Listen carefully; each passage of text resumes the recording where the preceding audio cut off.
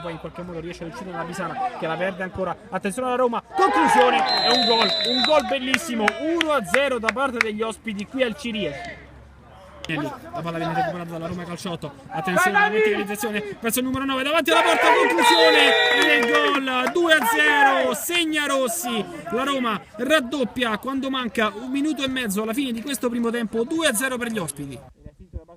La parte piccolo dal calcio di punizione è un gol straordinario di Piccolo, 2-1, accorcia la Pisana a 12 dalla fine di questa partita. Con Pagliuca che se la porta sul sinistro, rientra, pesca in mezzo, ancora gli attaccanti, si gira Cesaro, conclusione e arriva finalmente il pareggio. Torna la parità qui al Cirieci, 2-2 della Pisana. Comunque la sfera tra i piedi dopo un rimpallo, Rossini.